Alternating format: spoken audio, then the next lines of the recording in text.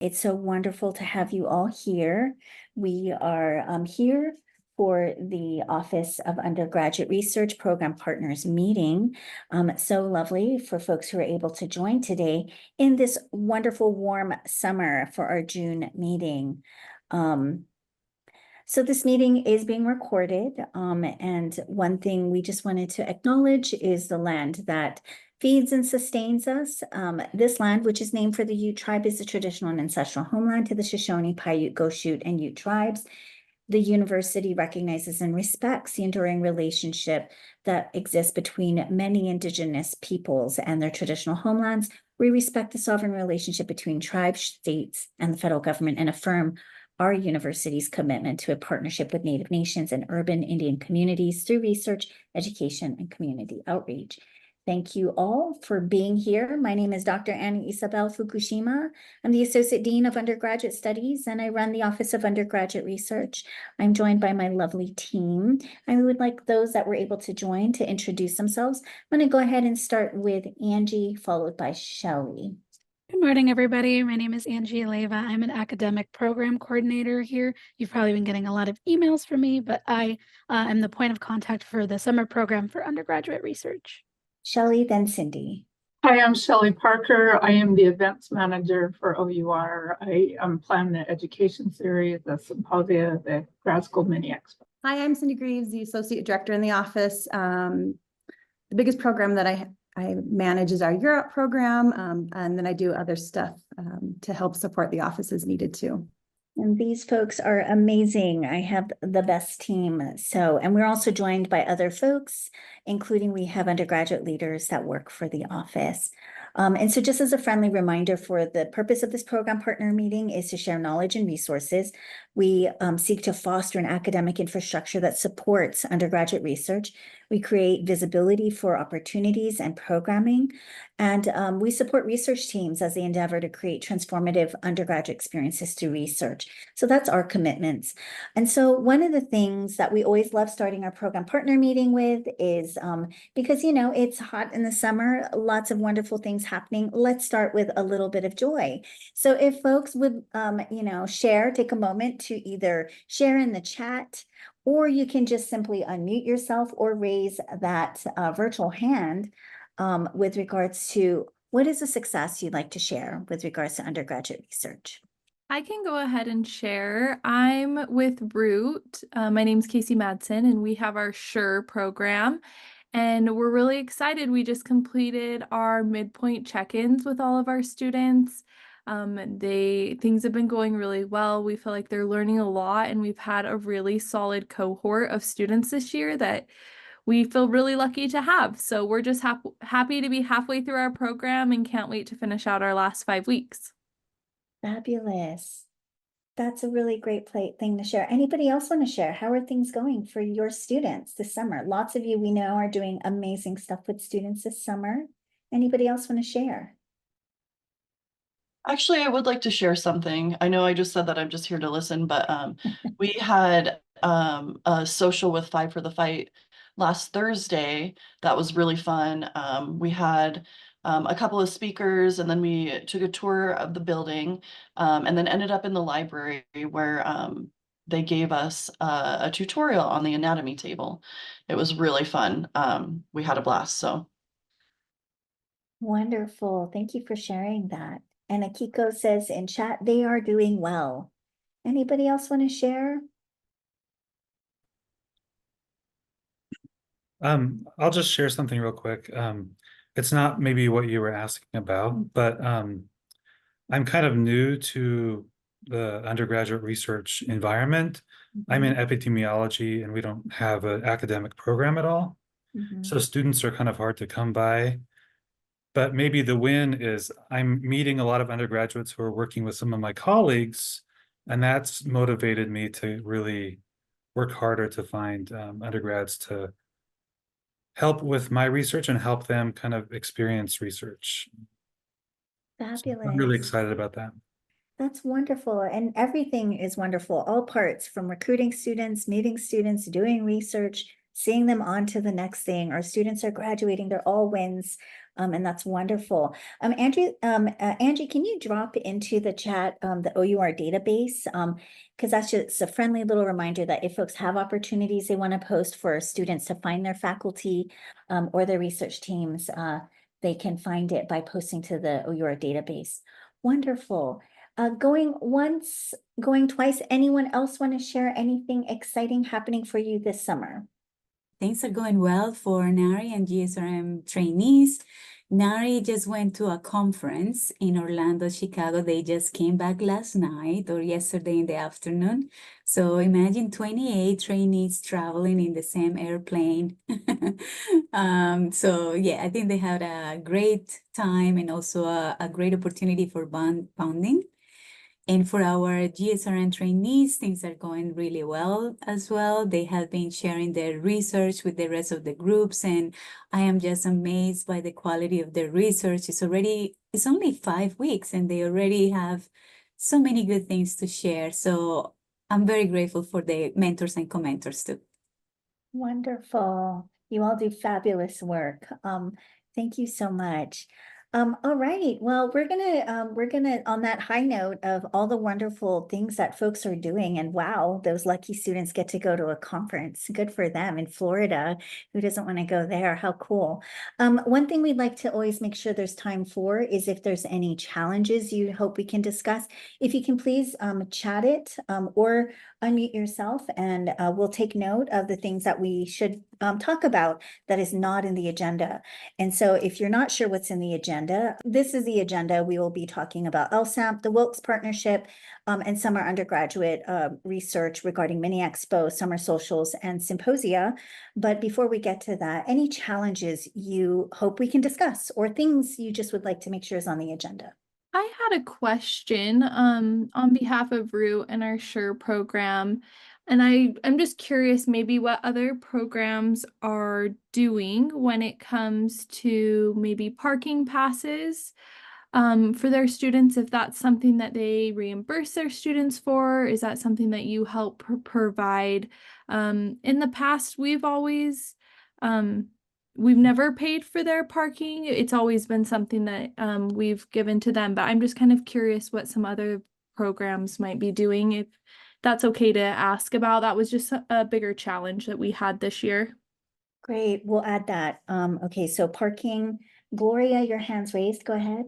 I just wanted to share that we don't pay for parking, but we do help the students not to get parking tickets because they, if you don't reach out to commuters ahead of time before they arrived here and give them their unit number, they cannot purchase a ticket on their own or a permit parking on their own. So reaching out to commuters before the students arrive and providing the unit number helps a lot. Anybody else want to add to that? Does anyone actually pay for parking for their mentees, Tino? Yes, I have a number of RE students who are here with their car, so since we just purchased parking for them for the summer, it's less than $100 for a student, so it's about 97. So we pay for their parking. And this is just one student, or is this students? Oh, I have plural? about 4. Oh, okay. And they live also in the dorm, so. Yeah. Okay, that's actually not bad, 100 for 4 students. Okay, folks, well, if things pop up for you, you are welcome to just go ahead and bring it up. So we're going to first talk about LSAMP, then we're going to get into Wilkes Partnership, and then summer undergraduate research, some of the activities that we've been helping to facilitate. But if other things come up, please add, or feel free to just start talking. So the first thing I wanted to talk about was LSAMP. So as folks are familiar, I've been working with 7 other institutions to apply for LSAMP, which is the Louise Stokes Alliances for Minority Participation, LSAMP. This is an NSF opportunity. It is the program invests in universities and colleges that support student success in STEM fields. And the LSAMP populations are defined as underrepresented in the STEM enterprise as Blacks and African Americans, Hispanic and Latino Americans, American Indians, Alaska Natives, Native Hawaiians, and Pacific Islanders. And so wanted to share with folks that the deadline external deadline is November 15th, and that I'll be applying for the LSO, so the limited submission to be considered for as an applicant for this. That deadline is July 1st, and we will be focusing on the STEM pathways implementation only, so SPIO, which is 5 million for 60 months, up to 10 awards. We will share the slides afterwards. You are welcome to look at this later on if you would like. And so one of the things that we are proposing to do is create a Utah Alliance for Minority Participation in STEM, Utah AMP in STEM.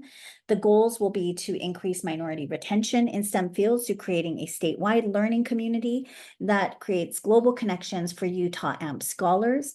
And so here we'll be naming it Global Learning Across Difference that incorporates cohort-based learning, global learning, virtual exchange, and a socio-ecological approach to belonging.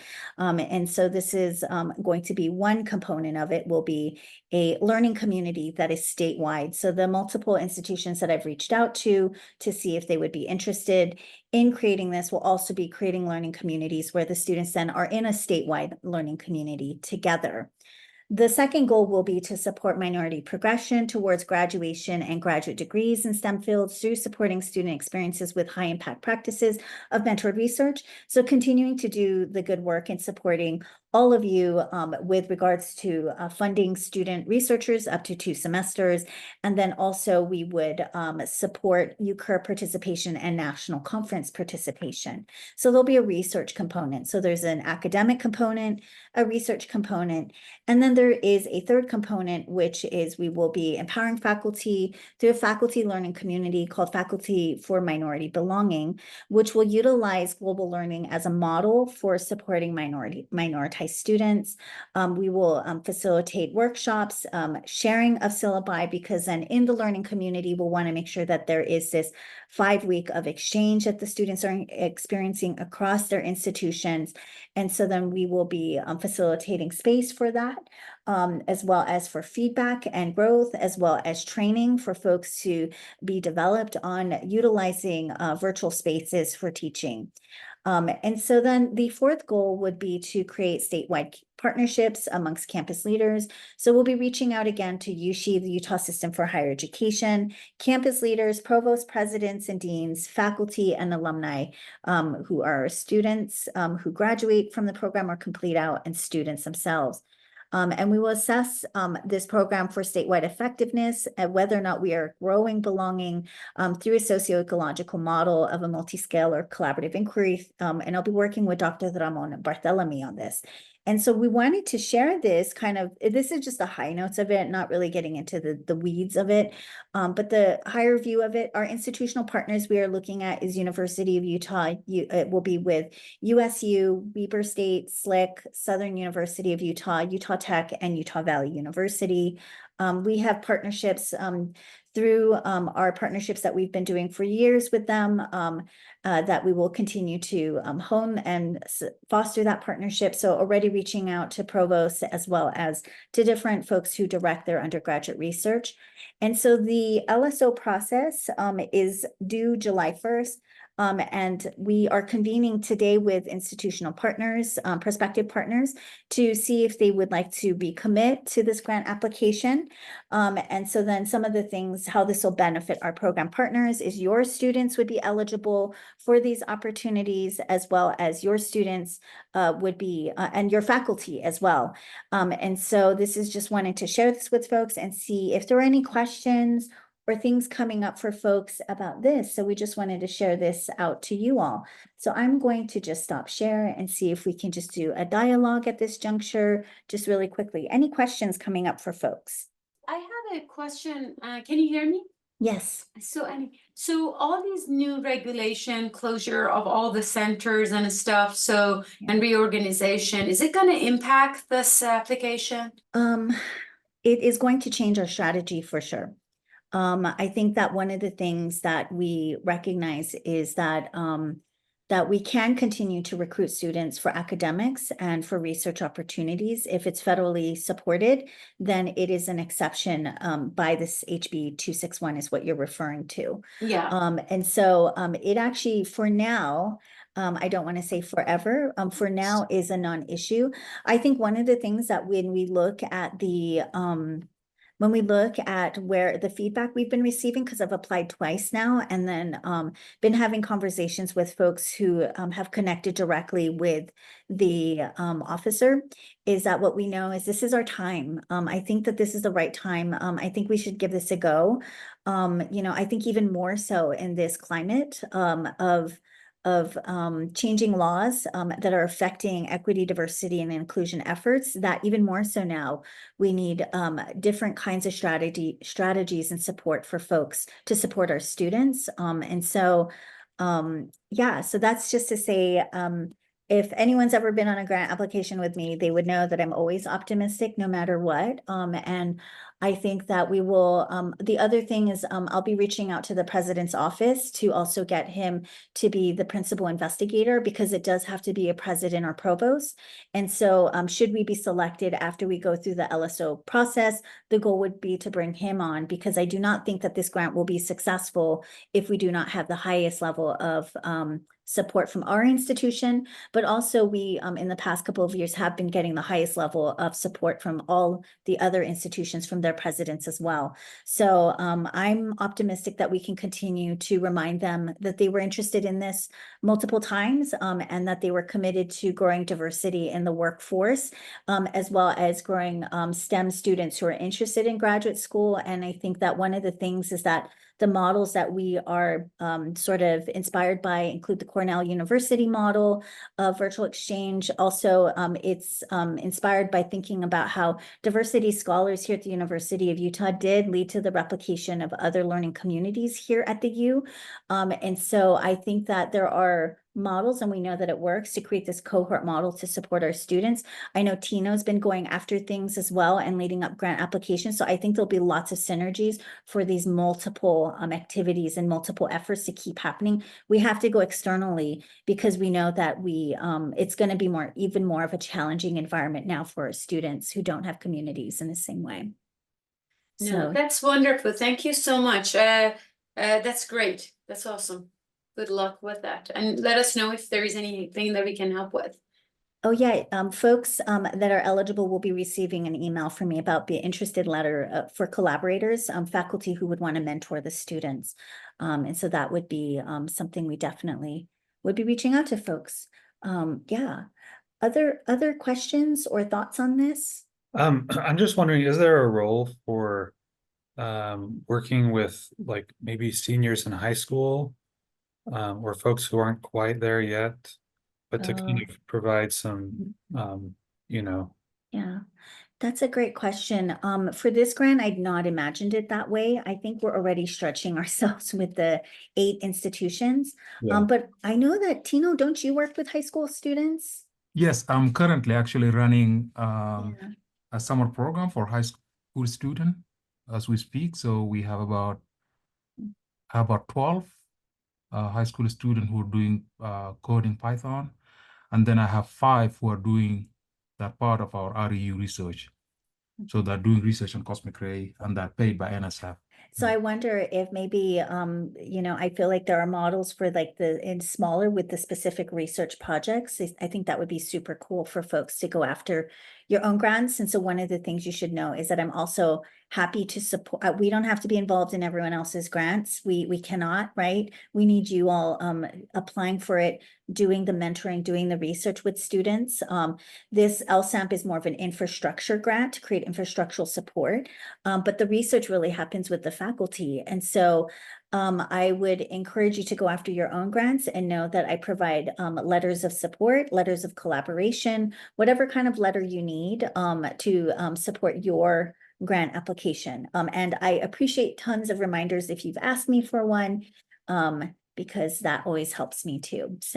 So we will find out in July, I think, if we have been selected, then we'll move forward and I'll reach out to folks. And if we are not selected, I hope whoever applies for this, I will support them just as enthusiastically. I really want to see the university get this. So hopefully we get this round. So please connect with me if you have ideas, or, you know, if you feel like this is, you know, duplicating something, you know, or somewhat, let's check in. I really welcome the feedback, the ideas, the support, as well as the collaboration.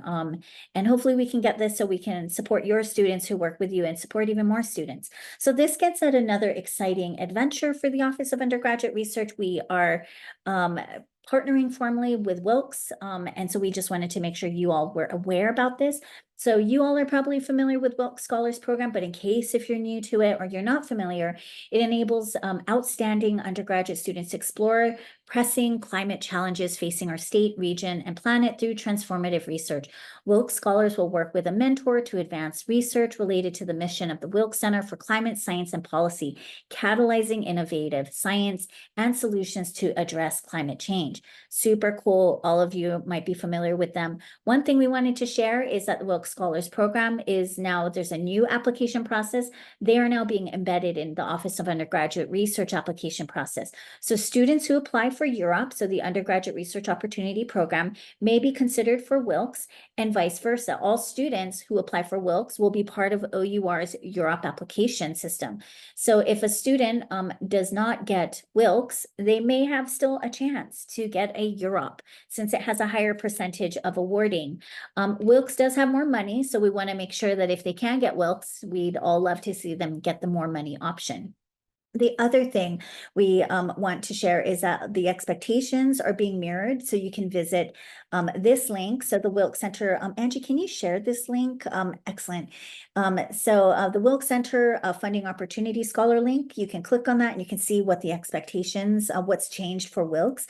It's really mirroring a lot of the Europe, and then all students who are Wilkes will be hired through the Office of Undergraduate Research as temporary employees.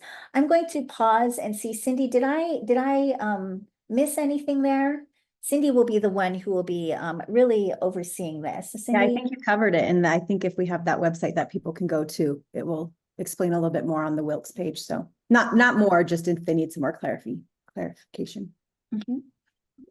Thank you. And for Wilkes, the contact person is still Kyla. So they still have that wonderful person who's a staff support. So you can always start with Kyla. Cindy's also a great resource and all of that. So we are super excited about this collaboration to support our colleagues who are doing wonderful work, as well as make sure that more opportunities are more clear to students. So when they have opportunities, they can be considered for more, not less. So there's that. Any questions about that? Do you know how much they compensate the students? Oh, it's here. Is it 5,000? Cindy, can you clarify? Cindy knows this. So it looks like for they do a flat rate of 5,000 per semester for 20 hours of work, and they consider that full time, or it's 2,500 for 10 hours of work, and they consider that part time. And then they do something different for the summer. If but I think in order to get a summer funding of $7,000, you have to have done the fall and the spring. Mm-hmm. So it is a nice chunk of money for the students. Yeah, Cindy can answer all those questions. Any other questions? I love it. Any more questions for Cindy, actually? No? Okay. Well, if you do have questions, you can always bump it Cindy's way, or you can also send it to Kyla, who's on the website. And we encourage you to connect with Kyla first, but Cindy's always here to support anyone, especially as you have your students considered for both UROP and Wilkes. And the nice thing is you don't have to submit 2 applications. Your students submit 1 and they are considered for both. So super exciting. So now we'd like to check in about how summer undergraduate research is going for folks. We've already heard about some wonderful things. We just had the Graduate School Mini Expo. So now I'm going to call in Shelley.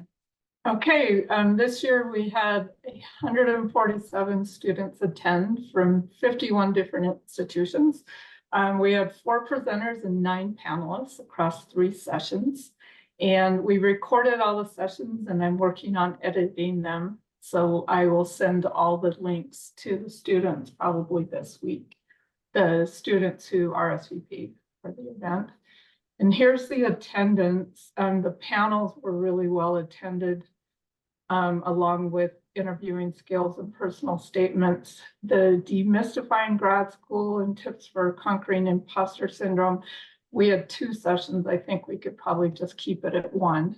So we'd like to get your feedback. What went well? What topic sessions did you find most helpful? So we know you didn't attend because you all are done with schooling. You are all doing wonderful things now as professionals, as colleagues. But we just wanted to make sure there was time to check in with our colleagues, as colleagues, if you heard anything and want to provide any verbal feedback. I know Shelley sent out a survey as well. So any kind of questions, feedback from folks that you've been hearing from your students? Does it feel like a lifetime ago? Did everyone forget that happened? Our students are required to complete an assignment, just a reflection assignment based around the Grad Mini Expo, and all the feedback and reflections that I've read thus far are very positive. They thought it was a really amazing learning experience.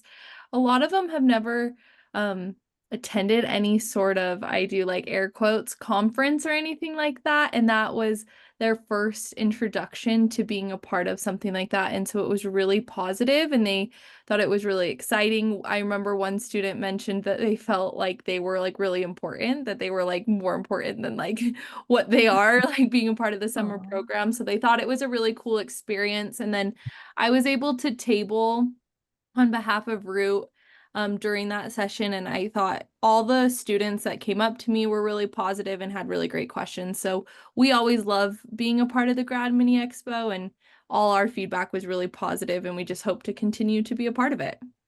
And Casey, they are really important. So that's so awesome. Tino. Yeah, so I talked to our student who attended. We have about 9.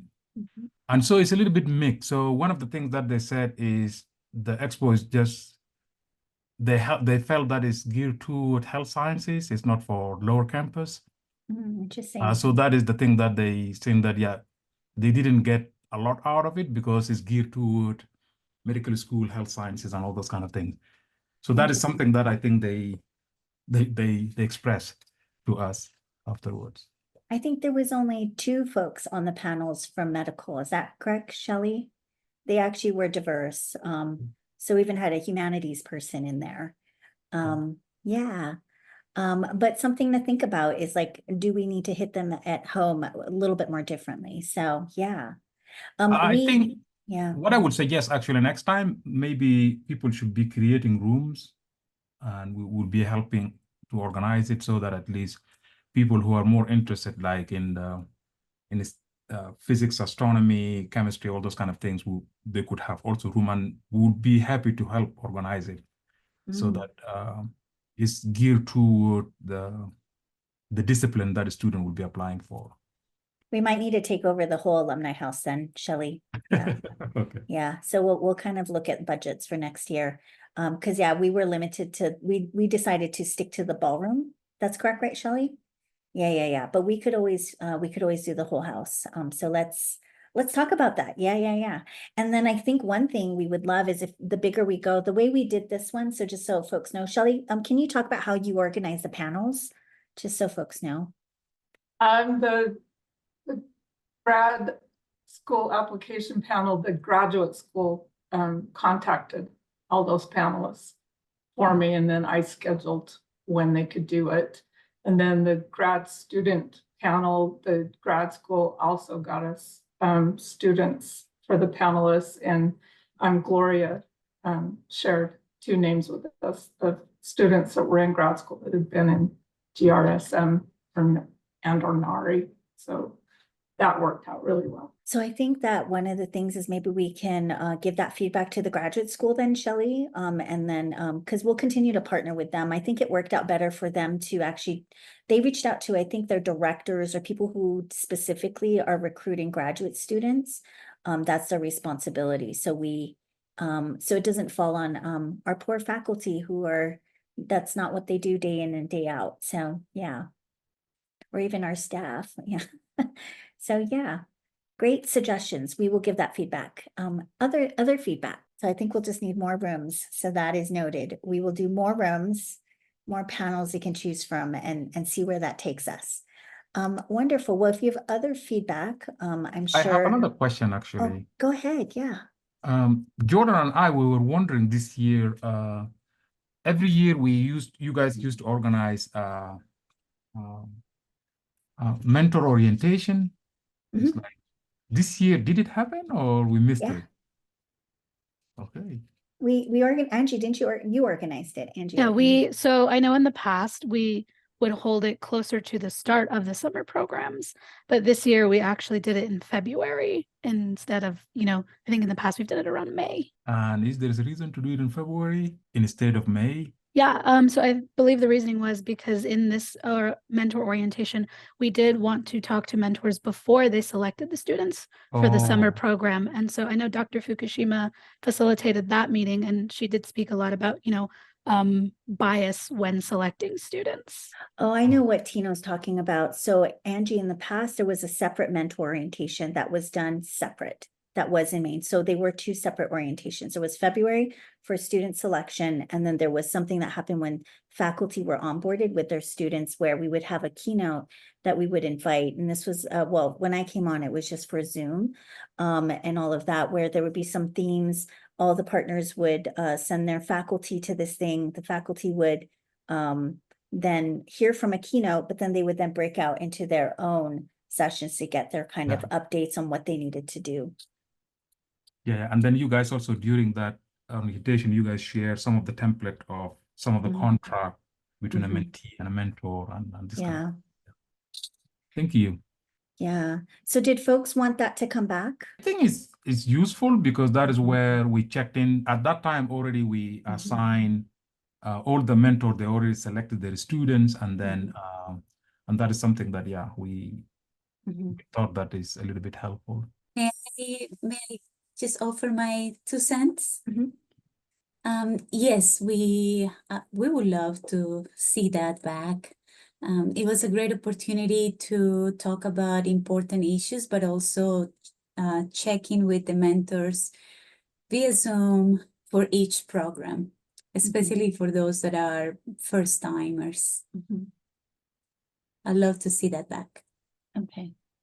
So then that would be, so folks liked it when OUR organized a big orientation, not you just do your own orientations. That's what I'm hearing. All right, Angie and I will talk about it. And then thank you. All right. So let's keep going through. So no other comments about the Grad School Mini Expo. I think that, Shelley, it's still yours. Okay, we have 3 more ed series for summer to go. This Thursday is Intro to Public Speaking. And the presenter is on the Debate Society. He's a PhD candidate. So I think that'll be really good. The next one is July 11th, Argument Behind Statistical Analysis, and that's through the Stat Lab. And then the last one is the NSF Graduate Research Fellowship. And Matthew Plooster from the grad school will be doing that one. Maybe we can have Angie talk about this. Angie, do you want to talk about summer socials? Yeah, absolutely. So we just want to say a thank you to our programs, Five for the Fight, Pathmaker program, Chemistry REU, and Realm for hosting socials this summer. Thank you so much. We've gotten so much positive feedback thus far. The first social, which was on June 4th, hosted by Five for the Fight and Pathmaker Scholars, had over 100 students attend. And then on June 13th, we had Volleyball and Ice Cream, hosted by Chemistry REU, had over 40 students attend. Last week, we had Pizza and Bowling, hosted by Realm, which also had over 40 students attend. So thank you so much again for doing this. Our students love it. And we always love the opportunity to, have your students and our students get together because, as we all know, there are literally hundreds of students here at the university doing research in the summer. So just wanting to get your feedback of what has gone well so far, suggestions for improvement. So hi, this is Samir. So thank you for these social series. I think they're really important. I have REUs, for example, coming from outside of Salt Lake City, and it's great for them to get to know people from outside the department. I just have one suggestion / comment for improvement. And this applies not just for these socials, but just in general, the emails that come from OUR, at least I find them that they're not accessible. And for the social emails in particular, they were just images. There was a QR code. There was no link posted. Nothing could be copy pasted. And the problem is we have lots of accessibility guidelines and needs, and people who use screen readers, who are on low bandwidth connections, who cannot use images. It's impossible. I couldn't even get the link to register for this event, right? Or to get any information about where this was going to be. So if we can pay a little bit more attention to accessibility of the communication that goes out from the OUR office, that would be really amazing. Thank you for that, Samir. We will make sure that links on text, so a duplication of, so Angie, what I'm hearing is whenever there's an image, we should also include some text with that. And Shelley, maybe we should also make note of that for the newsletters, because I don't know. I think the other issue also Yeah. with images is when you cannot copy paste. For example, if I want to put something in the calendar, I can't copy paste from an image. So it's, again, it creates all kinds of extra work for people. And especially those who, for example, who have motor difficulties, copy pasting things is not the easiest thing to do. Thank you for that, Samir. We'll make sure to utilize our alt text when we're using images, and then also we will make sure that we duplicate text from images. Yeah. Well, if you have other feedback, feel free to just connect with us. We know that these events are really wonderful, and it sounds like lots of this attendance is amazing, I think. And that's great, and that all these students are networking. Angie? Yes, thank you. And so we do have 2 upcoming socials for the summer. This Thursday, June 27th from 4:30 to 6:30 in the Alumni Hall in the Eccles Health Science Education Building. Root will be hosting a social where they will be making liquid nitrogen ice cream, and pizza will also be served.